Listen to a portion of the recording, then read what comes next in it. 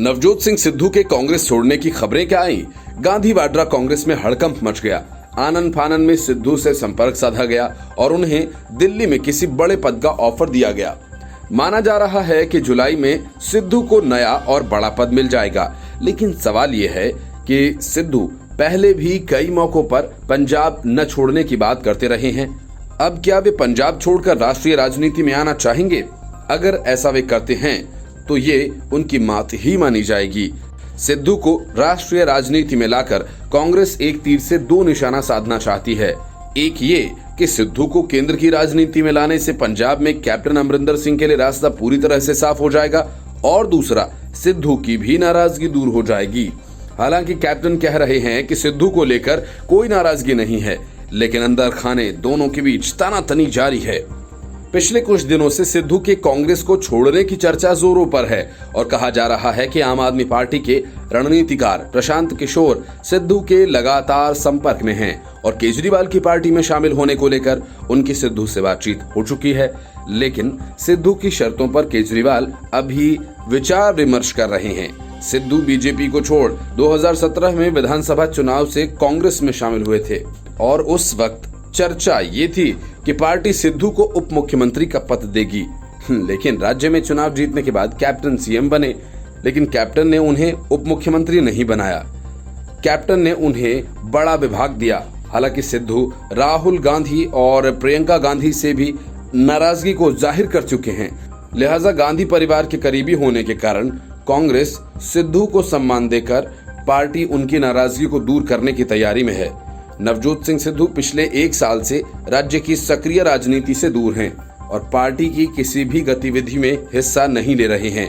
हालांकि करतारपुर कॉरिडोर खुलने के मौके पर वे अन्य नेताओं के साथ पाकिस्तान गए थे। Report, news of India. Gujarat में आपसी खींचतान की वजह से कांग्रेस के विधायकों ने ताबड़तोड़ इस्तीफे दिए। अब राजस्थान में भी वैसे ही हालात बन रहे हैं। सचिन पायलट और अशोक गहलोत की सियासी जंग में पार्टी बहुत पहले से दो फाड़ है। बीजेपी इसे अपने लिए एक बड़ा मौका मान रही है। इसी वजह से राज्यसभा चुनाव में उसने दो उम्मीदवारों को मैदान में उतार रखा है और इसी वजह से गुजरात के बाद अब राजस्थान में भी कांग्रेस को विधायकों के टूटने का खतरा सताने लगा है। कांग्रेस को इस बात का संदेह है कि सरकार को समर्थन दे रहे 22 निर्दलीय विधायक मौके पर बीजेपी के पक्ष में वोट कर सकते हैं। बीजेपी से डरी कांग्रेस ने तोड़ फोड़ का प्रयास करने का आरोप लगाना शुरू कर दिया है। कांग्रेस का आरोप है कि दिल्ली और जयपुर से भाजपा नेताओं ने राज्य के निर्दलीय विधायकों को फोन कर राज्यसभा चुनाव में समर्थन के लिए ऑफर दिए हैं। इसके तहत बीजेपी प्रत्याशी को समर्थन देने पर अगले चुनाव में पार्टी से टिकट देने सहित कई वादे किए गए हैं। राज्य विधानसभा में सरकारी मुख्य सचेतक और मुख्यमंत्री अशोक गहलोत के खासमखास रणनीतिकार डॉक्टर महेश जोशी का कहना है कि बीजेपी राजस्थान में तोड़फोड़ का प्रयास कर रही है। बीजेपी से उतनी ही सावधानी रखने की जरूरत है जितना कि कोरोना से बचाव के लिए जरूरी। जोशी ने कहा कि राज्यसभा चुनाव में बीजेपी किसी भी हद तक जा सकती है। गहलोत भी इससे पहले कह चुके हैं कि बीजेपी तोड़फोड़ की कोशिश कर रही है। निर्दलीय विधायकों को भी तोड़ने की कोशिश की जा रही है। बीजेपी के प्रदेश अध्यक्ष सतीश पुनिया का कहना है कि हमने कांग्रेस के किसी विधायक से संपर्क नहीं किया। हमारे दोनों प्रत्याशियों के जो वोट पार्टी के पास हैं वो डलवाए जाएंगे और इसके बाद जो आएगा उसका भी भला और जो नहीं आएगा उसका भी भला। मतलब साफ है, बीजेपी को इस बात की उम्मीद है कि कुछ दूसरे विधायक उसके पक्ष में वोट कर सकते हैं। बीजेपी के पूर्व प्रदेश अध्यक्ष डॉक्टर अरुण चतुर्वेदी का कहना है कि कांग्रेस में ही अंतर्विरोध इतना है कि बीजेपी को कुछ भी करने की जरूरत नहीं है। पिछले 3 दिन में आधा दर्जन निर्दलीय विधायक मुख्यमंत्री से मिले और उन्हें बताया कि बीजेपी नेता उनसे संपर्क कर रहे हैं। 2 निर्दलीय विधायकों के नाम सार्वजनिक नहीं करने की शर्त पर यह बताया गया कि बीजेपी के रणनीतिकार निर्दलीय सहित कुछ कांग्रेस विधायकों से भी संपर्क साध रहे हैं। समर्थन के लिए भविष्य में टिकट देने सहित कई तरह के ऑफर दिए जा रहे हैं। सभी 13 निर्दलीय विधायकों के पास ये ऑफर आए हैं। उल्लेखनीय है कि प्रदेश में राज्यसभा की 3 सीटों के लिए 19 जून को चुनाव होना है। विधानसभा में मौजूदा दलगत स्थिति के अनुसार 2 सीटों पर कांग्रेस की जीत तय मानी जा रही है। वहीं 1 सीट बीजेपी के खाते में जाना लगभग तय है। लेकिन बीजेपी ने इस चुनाव में अपने 2 उम्मीदवार उतारकर कांग्रेस को संकट में डाल दिया है। कांग्रेस को चिंता है कि बीजेपी उसके समर्थन वाले निर्दलीय विधायकों समेत पार्टी के विधायकों पर भी डोरे डाल सकती है। लिहाजा वे सतर्क हैं। कांग्रेस के रणनीतिकार राज्यसभा चुनाव में 125 विधायकों के समर्थन का दावा कर रहे हैं। प्रदेश में विधायकों की 200 सीटें हैं और इनमें से 75 भाजपा के पास हैं। Bureau report, news of India. कई घोटालों में फंसे सोनिया गांधी के खासमखास अहमद पटेल पूछताछ से बचने के लिए बीमारी का बहाना बनाते हैं तो कभी कोरोना के खतरे का। एक बार फिर उन्होंने प्रवर्तन निदेशालय को एक पत्र लिखा और उम्र और कोरोना महामारी के कारण अपने हालातों का हवाला देते हुए पूछताछ से छूट मांगी है। ईडी ने कांग्रेस नेता को 14,000 करोड़ रुपए से ज्यादा के संदेशरा स्कैम में पूछताछ के लिए तलब किया था। ईडी के सामने हाजिर होने से एक दिन पहले पटेल ने ये चिट्ठी लिखी। अहमद पटेल ने लिखा कि 65 से ज्यादा की उम्र का हूं, कृपया फिलहाल माफ करें। उन्होंने कहा कि कोरोना से जुड़े गाइडलाइंस के कारण उनके लिए घर में रहना ही ठीक होगा। ईडी के सवालों से बचने के लिए अहमद पटेल ने खुद को वरिष्ठ नागरिक की श्रेणी में रखते हुए कहा कि इस समय घर से बाहर निकलने में अधिक उम्र वालों को ज्यादा जोखिम है, इसलिए उन्होंने पत्र के जरिए ईडी से कल होने वाली पूछताछ के समन को फिलहाल टालने का आग्रह किया। हालांकि प्रवर्तन निदेशालय ने अपने जवाब में नई तारीखों का उल्लेख करते हुए अहमद पटेल से घर पर ही पूछताछ की बात कही है। ईडी ने पटेल से कहा कि पूछताछ के लिए वे इस सप्ताह या फिर अगले सप्ताह उनके आवास पर ही आ जाएंगे। इस बीच प्रवर्तन निदेशालय ने पुष्टि की है कि अहमद पटेल के बेटे फैसल पटेल और दामाद इरफान सिद्दीकी ने कबूल किया है कि वे स्टारलिंग बायोलॉज लिमिटेड के निदेशक नितिन संदेसरा के छोटे भाई चेतन संदेसरा को जानते थे। अहमद पटेल का नाम संदेसरा मामले में पिछले साल सामने आया था। सूत्रों के मुताबिक प्रवर्तन निदेशालय द्वारा की गई जांच में गवाहों ने अहमद पटेल, उनके बेटे फैसल पटेल और दामाद इरफान सिद्दीकी का नाम लिया था। सूत्रों ने बताया कि गवाहों ने अहमद पटेल के घर को हेडक्वार्टर बताया था। सूत्रों ने यह भी बताया था कि फैसल पटेल और दामाद इरफान अहमद सिद्दीकी ने संदेसरा से पैसे लिए थे। पिछले साल अगस्त में प्रवर्तन निदेशालय ने स्टारलिंग बायोटेक मनी लॉन्ड्रिंग मामले में अहमद पटेल के बेटे फैसल पटेल को तलब किया था। ईडी द्वारा फैसल पटेल से दवा कंपनी के मालिक संदेसरा बंधुओं से संबंधों को लेकर पूछताछ की थी।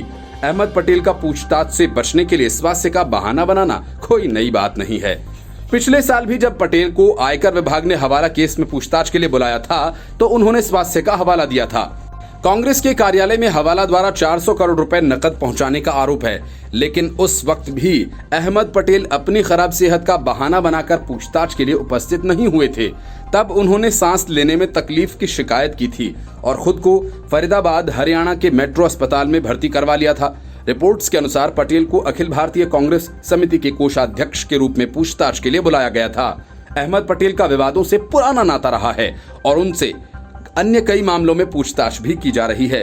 अप्रैल 2019 में मध्य प्रदेश के तत्कालीन मुख्यमंत्री कमलनाथ के ओएसडी के घर छापेमारी के बाद रिपोर्ट्स सामने आई थीं कि दिल्ली के तुगलक रोड स्थित एक मुख्य राजनीतिक दल के मुख्य कार्यालय में 20 करोड़ रुपए भेजे गए थे, जिसे पार्टी के एक वरिष्ठ पदाधिकारी के माध्यम से भेजा गया था। हालांकि विभाग ने राजनीतिक दल और पदाधिकारी का नाम नहीं बताया था, लेकिन ये बताया गया था दिल्ली में कांग्रेस के एक वरिष्ठ पदाधिकारी एसएम मोइन के निवास स्थान पर आयकर विभाग ने छापा मारा था। दरअसल जब आयकर विभाग के अधिकारी मोइन के आवास पर छापेमारी कर रहे थे, उस समय भी अहमद पटेल दिल्ली में मोइन के आवास पर पहुंचे थे। अहमद पटेल का नाम यूपीए कार्यकाल के दौरान अगुस्ता वेस्टलैंड घोटाले की जांच के दौरान भी सामने आया था। इस दौरान बिचौलिया मिशेल से बरामद एक डायरी में कुछ रिश्वत प्राप्तकर्ताओं के नामों में इशारा किया गया था, जो कि सौदा पूरा करने के लिए दी गई थी। डायरी में कुछ कोड वर्ड्स जिसमें AP, FAM, POL, BUR, DGCQ, AF लिखे हुए थे। कथित तौर पर उन लोगों के नाम डायरी में लिखे हुए थे जिनको रिश्वत दी गई थी। ऑगस्टा के बिचौलिए क्रिश्चियन मिशेल को भारत में प्रत्यर्पित किए जाने के बाद हिरासत के दौरान उसने ईडी को कथित तौर पर बताया था कि AP का मतलब अहमद पटेल ही होता है। Bureau report, news of India. Ladakh सीमा पर भारत और चीन के बीच जारी तनाव के बीच चीन के मिलिट्री एक्सपर्ट ने भारतीय सेना की तारीफ की। उनका कहना है कि भारत के पास दुनिया में सबसे बड़ी और सबसे अनुभवी पठारी और पहाड़ी सेना है, जिसके पास बेहतरीन हथियार हैं जो तिब्बत सीमा जैसे इलाकों में बहुत फायदेमंद हो सकते हैं। मॉडर्न वेपनरी मैगजीन के सीनियर एडिटर हुआंग जुओजी ने एक आर्टिकल में लिखा है कि इस वक्त दुनिया की सबसे बड़ी और अनुभवी पहाड़ी और पठारी सेना न अमेरिका के पास है, न रूस के पास और न किसी अन्य यूरोपीय देश के पास, लेकिन भारत के पास है। गौर करने वाली बात यह है कि भारत में पहाड़ी टुकड़ियों को चीन की सीमा को ध्यान में रखकर तैयार किया जाता है, खासकर तिब्बत के पास। ऐसा शायद पहली बार है कि चीन के मिलिट्री एक्सपर्ट ने सेना की ताकत और रणनीतिगत अहमियत की तारीफ की है। हुआंग ने लिखा कि 12 डिविजन्स में से 2 लाख से ज्यादा टुकड़ियों के साथ भारत का पहाड़ी बल दुनिया में सबसे ज्यादा है। हुआंग का कहना है कि 1970 के बाद से भारत की मिलिट्री ने पहाड़ी टुकड़ियों को बड़े स्तर पर स्थापित किया और विस्तार किया है। साथ ही 50,000 स्ट्राइक फोर्स तैयार करने का प्लान भी है। हुआंग का कहना है कि पर्वतारोहण भारतीय पहाड़ी सेना में हर सदस्य के लिए अहम है। इसके लिए भारत ने बड़ी संख्या में प्रोफेशनल और नए पर्वतारोहियों को प्राइवेट सेक्टर से रिक्रूट किया है। सियाचिन ग्लेशियर में भारतीय सेना की मौजूदगी को लेकर हुआंग ने कहा कि भारत की सेना ने सियाचिन ग्लेशियर में सैकड़ों आउटपोस्ट बनाए हैं, जिनमें कुछ 5,000 मीटर ऊंचाई तक पर हैं और इनमें 6 से 7,000 फाइटर्स तैनात हैं। सबसे ऊंचा पोस्ट 6,749 मीटर पर बनाया गया है। भारतीय सेना के इक्विपमेंट्स की बात करते हुए हुआंग ने कहा कि उनके पास ऊंचाई और पहाड़ी मौसम में चलाने के लिए बड़ी संख्या में हथियार हैं, जो उन्होंने बाहर से हासिल किए हैं और खुद भी घरेलू रिसर्च एंड डेवलपमेंट के जरिए तैयार किए हैं। भारतीय सेना बड़ी कीमत यूएस से एडवांस्ड हेवी इक्विपमेंट्स लेने पर खर्च करती है, जिनमें M777 सबसे हल्की होवित्जर और शिनूक जैसे हेवी ट्रांसपोर्ट हेलीकॉप्टर्स हैं, जो गन उठा सकते हैं। इससे सेना का फायर सपोर्ट और एंटी आर्मर क्षमता बढ़ जाती है। हुआंग का कहना है कि भारतीय सेना ने खुद अमेरिका का अपाचे लड़ाकू हेलीकॉप्टर से लैस करने का फैसला किया है, ताकि उसे पूरी तरह एयरफील्ड सपोर्ट पर निर्भर न रहना पड़े। खामियों के बारे में उन्होंने लिखा कि भारतीय सेना हथियारों के मामले में पूरी तरह से खुद से सक्षम नहीं है, खासकर तब जब भारत पश्चिमी क्षमता का इस्तेमाल कर बड़ी संख्या में अत्याधुनिक हल्के हथियार खरीदता है, तो गोला बारूद की आपूर्ति एक बड़ी समस्या बन जाती है। Bureau report, news of India.